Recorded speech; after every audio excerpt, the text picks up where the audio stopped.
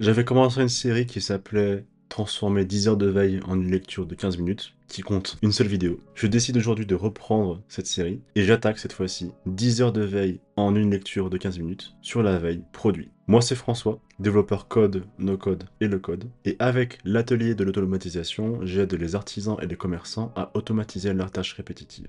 Si t'es intéressé, n'hésite pas à prendre rendez-vous avec le lien Calendly en description. Et sur ce, on attaque la série Veille Produit. Donc pour rappel, le projet Transformer 10 heures de veille en une lecture de 15 minutes, qu'est-ce que c'est? C'est un outil de veille ultime avec la thématique dominante l'IA et l'LLM. Et le but de ce projet, c'est d'utiliser N8N et les outils à disposition de N8N pour récupérer de la data provenant de toutes les sources possibles et imaginables et en former un texte lisible de 15 minutes. Quand je dis toutes les ressources possibles et imaginables, je pense notamment à de la veille textuelle, qui a déjà été traitée lors de la première vidéo, qu'il s'agit en réalité d'une recherche Perplexity. Donc je vais rattaquer ce projet-là un autre jour et l'améliorer, parce qu'on peut les faire beaucoup plus de choses sur la veille textuelle. En plus de la veille textuelle, la veille produit, qu'on va attaquer aujourd'hui. La veille vidéo, aussi qui sera attaquée très prochainement. Et aussi la veille agentique, pour ajouter toutes ces touches agentiques et profiter aussi des bénéfices de l'IA pour tout ça. Et évidemment, pourquoi pas ajouter un MCP, avoir cette gigantesque boîte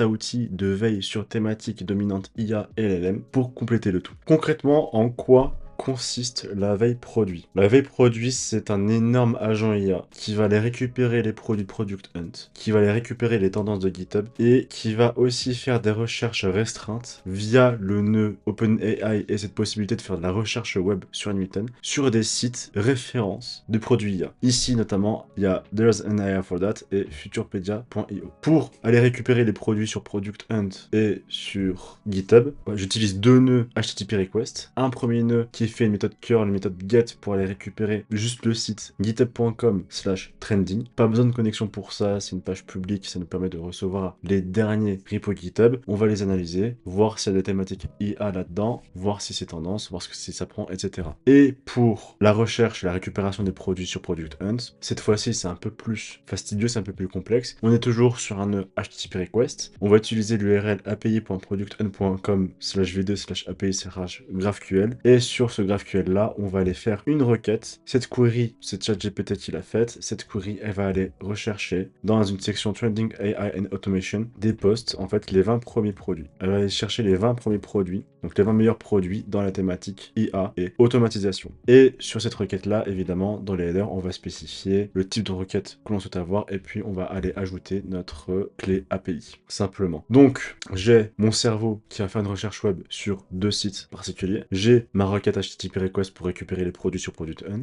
J'ai ma requête HTTP request qui va aller rechercher les repos tendances sur GitHub. Et je vais avoir mon structure output parser qui va standardiser l'output avec un JSON, par exemple, de ce que j'attends comme données en output. Et tout ça va être évidemment traité par un agent IA bien prompté qui va justement avoir pour rôle de faire une requête Product Hunt, une requête GitHub Trending, appeler Web Search Enrichment, donc appeler le nœud OpenIA avec recherche web pour récupérer les produits, filtrer et résumer. Je lui dis à peu près aussi ce qui m'intéresse comme produit, ce qui m'intéresse pas et le format qui est attendu. C'est tout. Donc ça, c'est pour la recherche produit, c'est un agent IA qui va aller chercher plusieurs sources pour récupérer les produits tendances. Je supprime les doublons en provenance de plusieurs sources si on a. D'un côté, je vais stocker tous ces produits dans une table Airtable. De l'autre, je vais aller utiliser un nœud basic LLM chain pour générer un template HTML propre qui va me sortir un tableau des produits et me les envoyer par email. Donc je vais exécuter le workflow. Évidemment, ce workflow, j'ai mis un trigger scheduler pour l'exécuter tous les jours. J'exécute le workflow, l'agent IA tourne, et ensuite, il n'y a plus qu'à attendre et puis voir un petit peu le résultat à la fin, et je suis à vous juste après.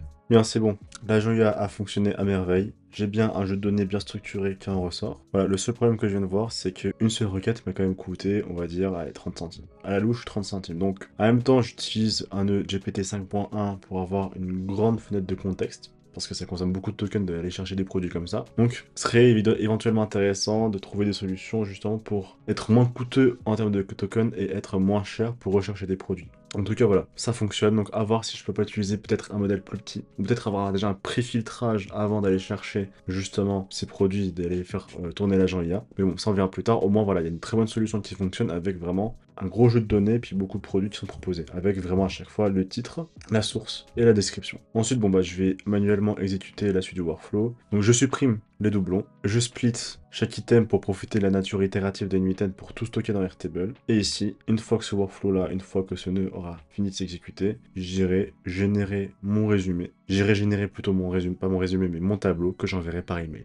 Donc là, ça s'exécute. Donc ici, encore une fois, sur le nœud OpenRoute, comme à mon habitude, j'utilise un modèle 4.5 qui coûte pas cher, avec, de manière générale, la température à 0,3 et le top à 0,8. Donc pour éviter trop de créativité, donc éviter l'hallucination, puis avoir des informations qui sont pertinentes. On va dire pour le résumé et pour écrire tout ça dans un tableau au format HTML. Une fois que ce sera fait, j'envoie mon email et comme ça, je pourrai avoir tous les jours ma liste de rapports des produits par email. Donc ça, c'est plus pour l'effet démo à montrer qu'il est possible d'avoir un joli tableau qui est produit par une huitaine puis l'avoir par email. Évidemment qu'à la fin, pour cet outil de veille ultime, j'en ficherai un petit peu de ce rapport uniquement dédié aux produits, parce que je veux vraiment juste un long rapport qui va regrouper toutes ces news IA et LLM, donc dans un seul PDF. Le workflow s'est exécuté à merveille et là, j'ai un magnifique tableau avec la liste de tous les produits, la source et tout ce qu'il y a d'intéressant, avec en plus les tendances clés, les highlights de la semaine, et c'est joli quoi, c'est agréable à lire, c'est top. Et bien voilà, c'était tout pour la veille produit. Pour la prochaine vidéo de cette série-là, on va s'attaquer à la veille vidéo et donc scraper YouTube pour récupérer les transcripts des vidéos et en même temps pouvoir récupérer, découvrir des youtubeurs émergents dans le domaine. En tout cas, j'espère que cette vidéo t'a plu. Si tu as des suggestions d'amélioration, des idées pour cette veille automatisée, n'hésite pas à les faire parvenir en commentaire. Et si tu as envie que l'on travaille ensemble, n'hésite pas à prendre rendez-vous via le lien Calendly en description. Et sur ce, je te dis à très vite.